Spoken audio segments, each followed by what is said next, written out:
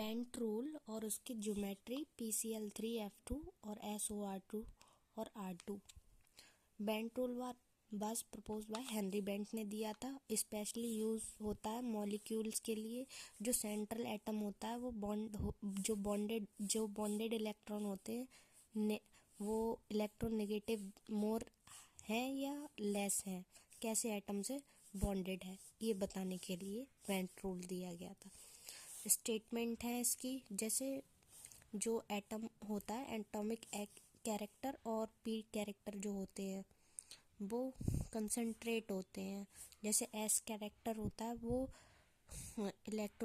Positive होता है substitute से, और P character concentrate in bond to electronegative substitution.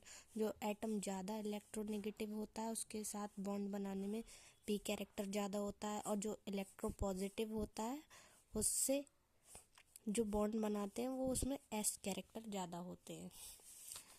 Reason जो बिहाइंड बेंट रूल के जो कारण है, एस ऑर्बिटल और पी ऑर्बिटल है। एस में लोअर एनर्जी होती है और न्यूक्लियस के पास होते हैं। पी ऑर्बिटल होते हैं वो हायर इन एनर्जी में हाई होते हैं और अधिक फैलाव होता है और स्ट्रेंथ ज़्यादा होती है, मतलब मोर डायरेक्शनल दिशात्मक और एक्सटेंडेड फैलाव ज़्यादा रहता है। बेंट रूल बताता है bond angle, bond strength, length और डायरेक्शनल मतलब दिशा कैसी प्रेफरेंस है, जबकि बेस्फोर थ्योरी मॉलिक्यूल की ज्योमेट्री बताती है। बेंट रूल का प्रभाव क्या पड़ता है, जो वेरिएशन इन बॉन्ड एंगल में जो जितना बढ़ता है या घटता है, जो विचलन होता है उसके लिए ये प्रभाव डालता है। डिफरेंस जो अंतर होता है बॉन्ड लेंथ में उस पर ये प्रभाव डालता है और उसमें ये लगता है।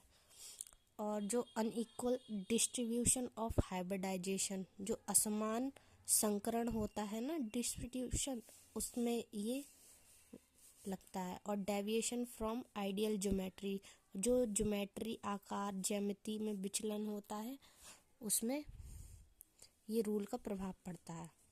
इम्पोर्टेंस इसकी क्या है, महत्व, इम्पोर्टेंस ऑफ बेंट रूल जो वास्तविक मॉलिक्यूल स्ट्रक्चर होता है उसको एक्सप्लेन करता है, और जो एक्सियल और इक्वेटोरियल स्थिति होती है उसका निर्धारण करता है।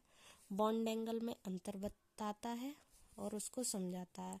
और जो ऑर्गेनोफॉस्फोरस और ऑर्गेनोसल्फर कंपाउंड होते हैं उनका अध्ययन करते हैं। और जो ये एक्सप्लेन करता है बॉन्ड पोलैरिटी और उसकी स्ट्रेंथ के बारे में।